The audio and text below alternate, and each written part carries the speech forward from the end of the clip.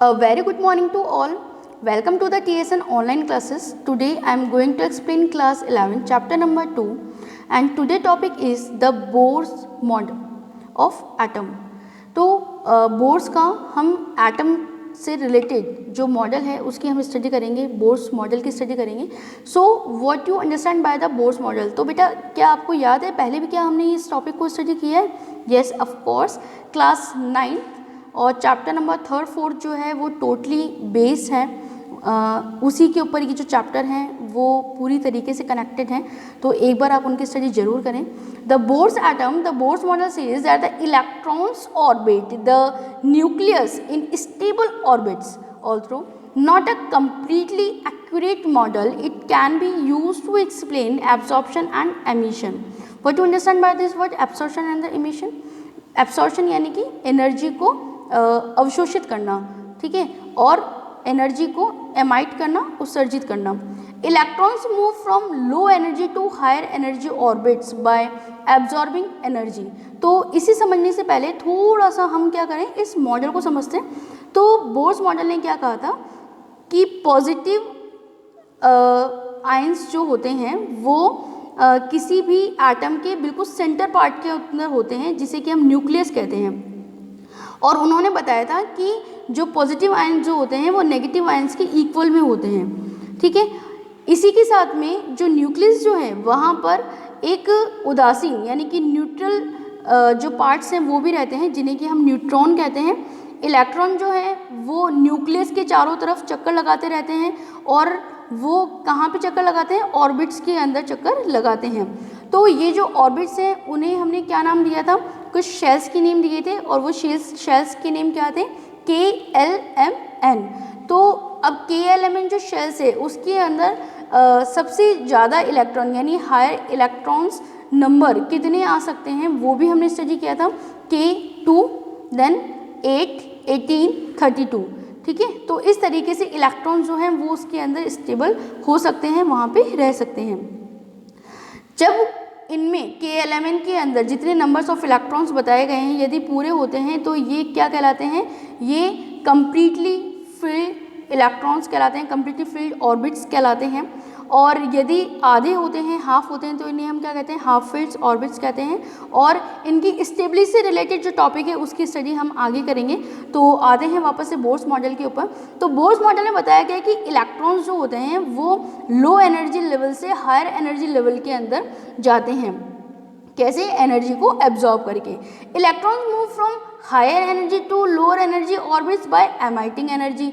और उसी एनर्जी को उत्सर्जित करते हुए वो हायर एनर्जी लेवल से लोअर एनर्जी लेवल के अंदर आते हैं.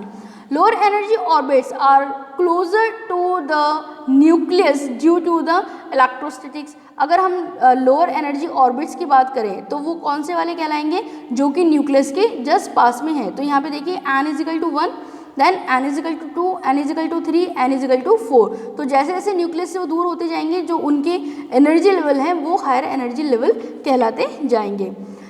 Now the next is ground state. The lowest state, the lowest orbital where the electrons are initially present is called the ground state. वो स्टेट जिसके अंदर इलेक्ट्रॉन्स जो हैं वो प्रेजेंट हैं उसे हम क्या कहते हैं, ग्राउंड स्टेट कहते हैं. Excited state, the state where the electrons on gaining energy I subjected to go to a higher energy level is called the excited state. Atoms return to the ground state by emitting energy as light. जो atoms हैं वो वापस से higher energy level के अंदर जब चले जाते हैं एनर्जी को एब्जॉर्ब करके तो वहाँ से एनर्जी को एमिटेड करते हुए ग्राउंड स्टेट पर आते हैं. तो इससे हमें क्या मिलता है, हमें एटॉमिक स्पेक्ट्रा मिलता है. और atomic spectra and the Bohr's atom जो है वो यहाँ पर बताया गया है कि the equation, Rydberg equation is an empirical equation that related the wavelength of the lines in the hydrogen spectrum. और इससे रिलेटेड जो हमें इक्वेशन दी है वो क्या दिया है, 1/λ is to r in a bracket 1/n1 square is a minus 1/n2 square. r is the Rydberg constant और इसकी जो वैल्यू है वो कितनी है 1.097 × 10⁻⁷ m-1. यहाँ पर हमें ये जानना बहुत ज़रूरी है कि n1 जो है उसकी एनर्जी जो है वो लोअर देन है N2 से, यानी N2 जो है वो हायर एनर्जी लेवल में कहलाएगा। Of the energy level in the emission spectrum of hydrogen. तो इस जो एमिशन वाला जो हमने टॉपिक स्टडी करा है एब्जॉर्प्शन एंड द एमिशन, उससे हम जो हाइड्रोजन स्पेक्ट्रम है उसकी हम लोग स्टडी कर सकते हैं। इन 1913 Niels Bohr incorporated Planck's quantum theory into the hydrogen spectrum explanation. Here the postulates of the Bohr's theory. तो यहाँ पर हमें Bohr's theory जो है वो हमने देखा है। अब उसके postulates क्या हैं वो हमें देखने हैं कि atoms has a number of the definite and the discrete energy levels in which an electron may exist without the emitting or absorbing electromagnetic radiations. Okay, now the next is an electrons move in a circular orbit about the nucleus and its motion is governed by the ordinary laws of the mechanics and the electrostatics, with the restriction that the angular movement of the electron is quantified can only have create and discrete values. Angular momentum जिसको हम लोगों ने किससे show किया है mvr is equal to NH upon 2 पाई। यहाँ पे h क्या है, is a Planck constant, v is the velocity of the electron, r is the radius of orbit and the n number of energy levels जो हम लोगों ने देखे थे is a 1 2 3 and the m is the mass of the electron. Light of a characteristics wavelength and frequency is emitted when the electrons move from higher energy level to the lower energy level. This is the origin of the emission spectrum. जब higher energy level से electron lower energy level के अंदर आता है तो उससे हमें कौन से स्पेक्ट्रम मिलते हैं, emission स्पेक्ट्रम मिलते हैं। Light of a characteristics is a wavelength and frequency is absorbed when electrons jump from lower energy level to the higher energy level. This is the origin of the absorption spectrum. Now यहाँ पर देखिए आपको बताया गया है कि किस तरीके से न्यूक्लियस है और न्यूक्लियस के बाद में जो फर्स्ट पार्ट जो आपको दिखाया गया है n is equal to 1, then n is equal to 2, then n is equal to 3, n is equal to 4 और एनर्जी लेवल को आपके साथ में शो किया गया है। Then Bohr's model of hydrogen here, the Niels Bohr 1913 was the first of the explain the general features of the structure of the hydrogen and its spectrum. He used the Planck concepts of the quantism of the energy through the theory is not the modern quantum mechanism. It can still be used to relationalize many points in the atomic structure and spectrum. Bohr's model of hydrogen here, the Bohr's model of hydrogen atom is based on the following postulates. The electron in the hydrogen atom can move around the nucleus in the circular path of a fixed radius and energy.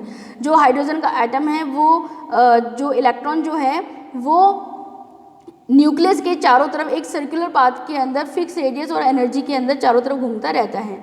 These parts are called orbits, इसे हम क्या कहते हैं, orbits कहते हैं। And the stationary states of the allowed energy states, these orbits are arrange concentrically around the nucleus. और ये जो न्यूक्लियस है यहाँ पर इसकी चारों तरफ जो इलेक्ट्रॉन चक्कर लगा रखा है उसकी जो एनर्जी है वो यहाँ पर अभी फिक्स है। Now the next, the energy of an electron is the orbit does not change with the time. जो एनर्जी है इलेक्ट्रॉन की वो समय के साथ में in the orbit does not change, वो बदलती नहीं है। The electron will move from a lower stationary state to a higher stationary state when the required amount of energy is absorb by the electrons of energy is emitted when the electrons moves from higher stationary states to the lower stationary state. The energy charge changes does not take place in a continuous manner. तो यहाँ पर हम लोगों ने बताया कि जो energy जब इलेक्ट्रॉन एब्जॉर्ब कर लेता है तो उसकी जो एक्साइटेड स्टेट है वो हमने बताया है कि ग्राउंड स्टेट से एक्साइट होकर वो एक्साइटेड स्टेट में जाता है और जब वहाँ से वापस आता है तो वो एनर्जी को रिलीज करता है। Now the next is the frequency of the radiation absorbed or emitted when transmission occurs between the two stationary states that differ in energy by del E is given by V is equal to del E upon H is equal to E2 minus E1 upon H, whereas E1 and the E2 are the energies of the lower and the higher allowed energy state respectively. This expressions is commonly known as the Bohr frequency rule, और इसे हम क्या कहते हैं, bore frequency rule कहते हैं। आगे बताया गया है the fourth point is the angular momentum of an electron is quantised in a given stationary state, it can be express as an equation n is equal to 1 2 3, और ये जो equation है वो भी आपके साथ शेयर किया गया है इधर यहाँ पर। me is a mass of electron, v is the velocity, r is the radius of the orbit in which the electron is moving. Thus an electron can move only in those orbit for which its angular momentum is integral multiple of h upon 2 pi. Okay, so I hope the model of the Bohr's model जो है वो आपको बहुत अच्छी तरीके से समझ में आया होगा। So we are seeing is the limitation of the Bohr's model, कौन कौन सी कमियां रह गई थी बोर्स मॉडल के अंदर वो हम यहाँ पर स्टडी कर रहे हैं। Then Bohr's atomic model fail to explain the atomic spectrum of atoms other than the hydrogen atom.